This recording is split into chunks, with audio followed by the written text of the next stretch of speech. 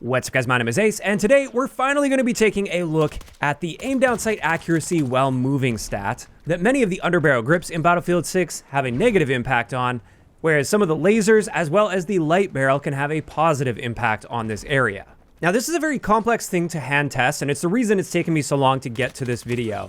Because measuring spread is hard enough while standing still, because spread is literally the degree of randomness that you have with your shot placement, and because we're dealing with random, it can be difficult to find the constraints that are surrounding random. And the moment you add movement into the equation as well, that makes things that much more difficult to test. So I've been scratching my head trying to figure out a decent methodology to test this.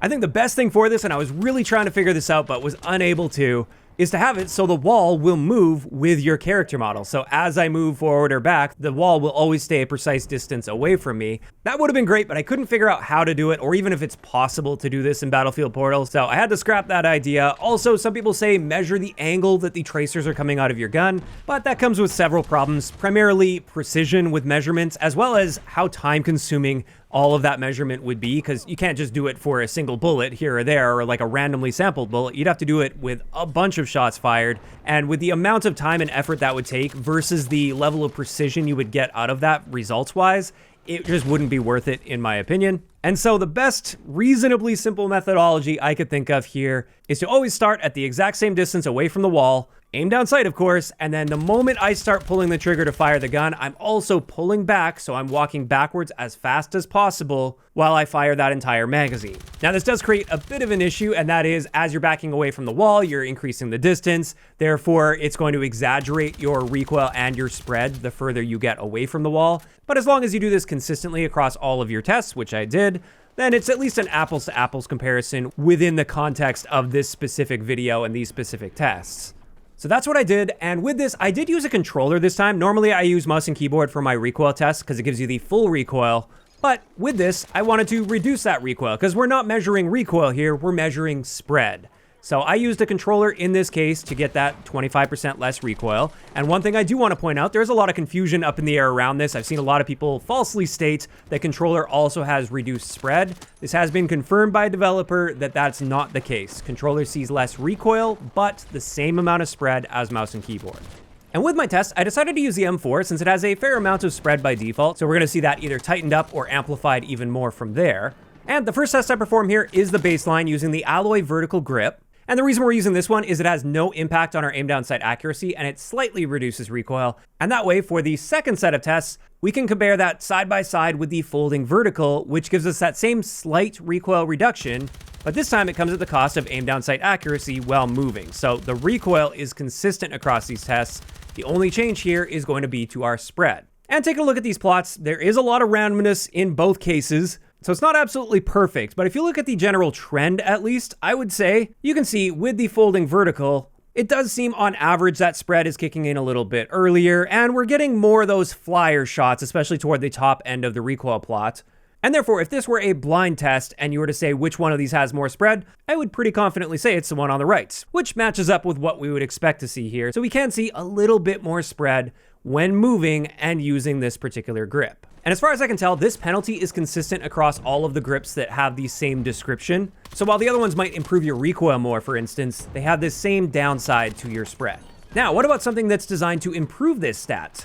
Let's take a look at the 120 milliwatt blue laser. This one improves your aim down sight accuracy while moving. And with this test, we're once again using the alloy vertical, which doesn't harm it, but it keeps our recoil consistent across all of these tests. And we can see here, it definitely appears to be a bit more consistent at least, not only with the initial handful of shots fired, but all the way through the recoil pattern. If you look on the top end as well, there's not that much spread toward the top end of that relative to the others. So we're absolutely seeing a slight improvement there while aiming down sight and moving.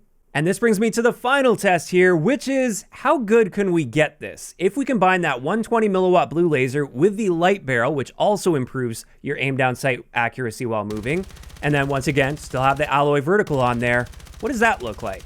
Well, as we can see here, especially with the initial shots fired, that is much tighter spread compared to all of the previous tests, so you definitely maintain a lot more accuracy when you are starting to fire, and it will spread outwards, of course, as you continue to hold down the trigger, and also as I continue to back away from the wall, that's naturally going to be increasing the amount of spread you see as well. But like I said, it's at least an apples to apples comparison across all of these, And therefore, you can see that improving this stat will make a difference if you like moving your feet a lot in gunfights.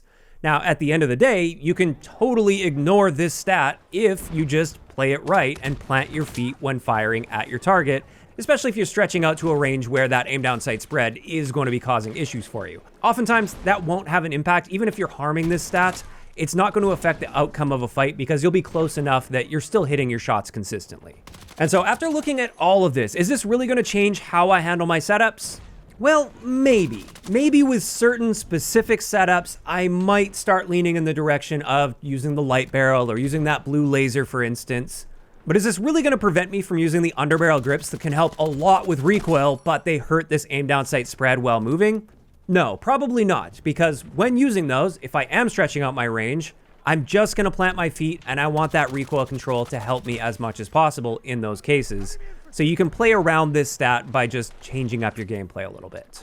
Now, of course, these are just my thoughts on the results, and this is where I want to hear from you guys in those comments down below. Based on your experiences, as well as what you see here in today's video, how important do you feel the aim down sight accuracy while moving stat is when it comes to your attachment selection? Do you think you're going to be shying away from some of these grips that harm this stat now? Or at least more so than you did previously? And do you see yourself leaning more in the direction of these attachments that can help in this area? Just let me know down below. If you enjoyed the video, a like rating is always appreciated. And don't forget to subscribe for more if you haven't already. I'll talk to you guys next time.